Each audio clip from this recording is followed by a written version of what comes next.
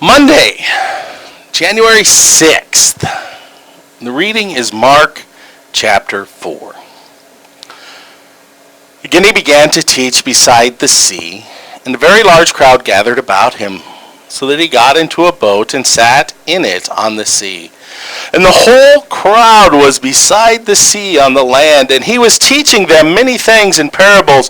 And in his teaching he said to them, "Listen, behold, a sower went out to sow, and he sowed some seed, and it fell along the path, and the birds came and devoured it. Other seed fell on rocky ground where it did not have much soil, and immediately it sprang up, since it had no depth of soil. And when the sun rose, it was scorched, and since it had no root, it withered away. Other seed fell among the thorns, and the thorns grew up and choked it, and it yielded no grain. And the seeds fell into good soil and produced grain, growing up and increasing and yielding 30-fold and 60-fold and 100-fold. And he said, He who has ears to hear, let him hear."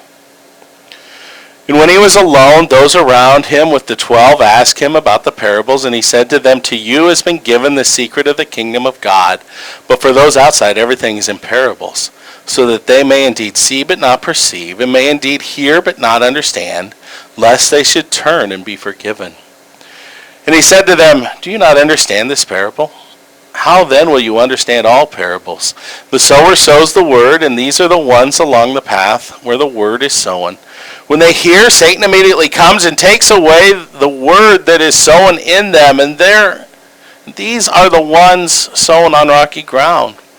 The ones who, when they hear the word, immediately receive it with joy, and they have no root in themselves, but endure for a while. Then when tribulation or persecution arises on account of the word, immediately they fall away. And others are the ones sown among thorns. Those are the ones who hear the word, but the cares of the world and the deceitfulness of riches and the desires for other things enter in and choke the word, and it proves unfruitful. But those that were sown on the good soil are the ones who hear the word and accept it and bear fruit, 30-fold, 60-fold, and 100-fold. And he said to them, "Is a lamp brought in to be put under a basket or under a bed, not on a stand? For nothing is hidden except to be made manifest, nor is anything secret except to come to light. If anyone has ears, let him hear." And he said to them, "Pay attention to what you hear with the measure you use.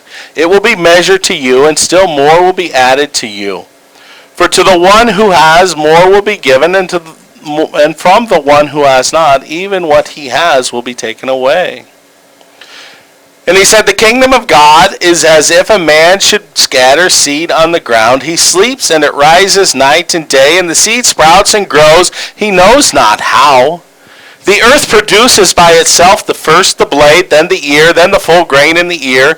But when the grain is ripe, at once he puts it in the sickle, because the harvest has come." And he said, "With what can we compare the kingdom of God, or what parable shall we use for it?